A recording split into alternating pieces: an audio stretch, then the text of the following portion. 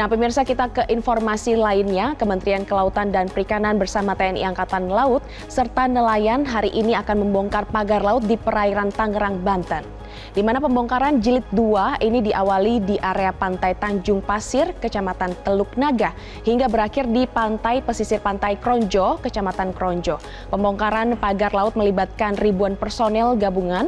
TNI Angkatan Laut mengerahkan kendaraan tempur atau Ranpur jenis LVT-7 sebanyak 2 unit. Dan pengerahan Ranpur ini untuk mempercepat proses pembongkaran pagar bambu sepanjang 30,16 km. Di mana Menteri KKP Sakti Wahyu Trenggono mengatakan pemerintah akan mencari pelaku dari pemagaran tersebut.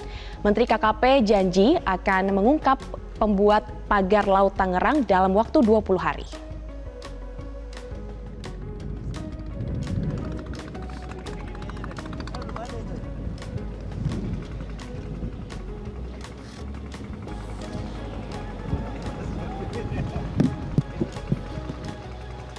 Kelompok nelayan yang mengatasnamakan katanya memasang sudah kita panggil kemarin jam 9 mereka datang, sudah beberapa kali sebetulnya tapi kemarin sudah datang dan hasil dari pemeriksaan sekarang masih berlanjut belum bisa disimpulkan. Kenapa? Karena mereka mengatakan mewakili karena itu adalah kelompok-kelompok dan ada mereka membuat list dan sebagainya. Tapi ini membuat list nama-nama nelayan siapa saja yang memasang. Ya silahkan saja, tapi yang pasti ini masih dalam proses terus penyidikan. Begitu.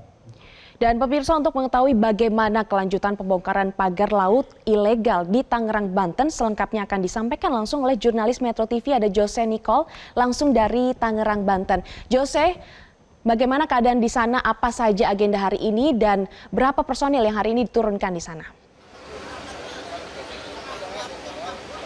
Ya baik, selamat pagi Glory dan juga pemirsa. Upaya pembongkaran pagar laut yang ilegal berada di Kabupaten Tangerang, Banten ini dilanjutkan pada hari ini dan pada fase ketiga yang berlangsung pada Kamis 23 Januari 2025, Kementerian Kelautan dan Perikanan mengerahkan sebanyak kurang lebih 200 personil dengan rincian diantaranya ada 80 awak kapal pengawas, 50 taruna dan juga 70 personil Polsus Perikanan.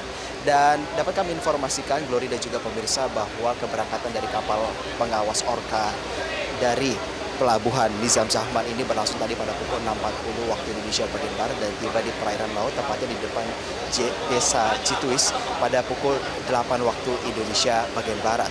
Dan berkaitan dengan agenda hari ini, Glory dan juga pemirsa, upaya pembongkaran nantinya akan dilakukan dalam 2 shift. Yang pertama pada pukul 8.30 hingga 11.30 dan yang kedua pada pukul 11.30 hingga 15.30. Dan wilayah di sekitar kami, Glory dan juga pemirsa, merupakan persiapan yang tengah dilakukan oleh para jajaran daripada Kementerian Kelautan dan Perikanan. Di antaranya adalah mempersiapkan kapal-kapal kecil lainnya untuk nantinya mengantarkan para personil menuju ke wilayah pagar tersebut.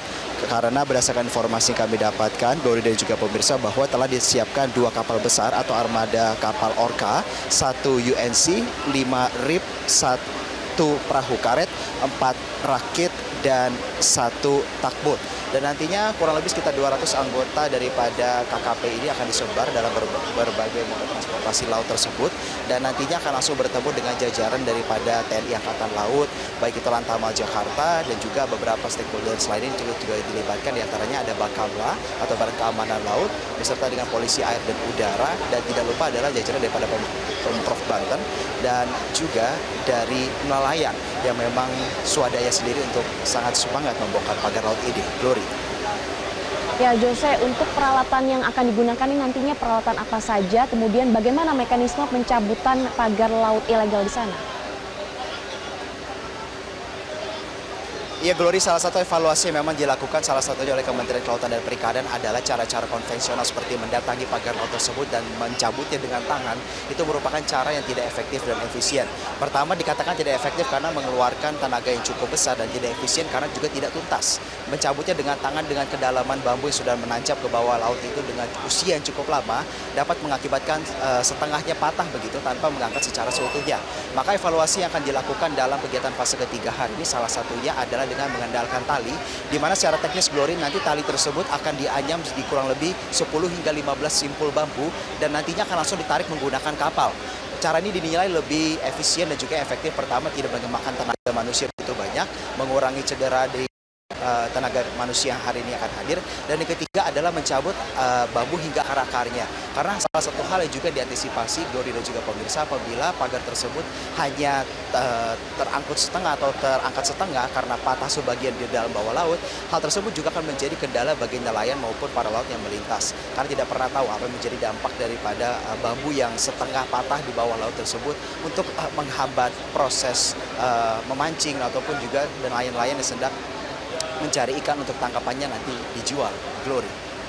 Ya, Jose, kalau kita melihat di hari pertama ini kan sudah dicabut 2,5 kilometer pagar bambu, kemudian di hari kedua ada 5 kilometer. Nah, di hari ketiga ini targetnya berapa? Iya, Glory, pada prinsipnya Kementerian Kelautan dan Perikanan beserta juga dengan stakeholders lainnya memang tidak pernah memasang target harian.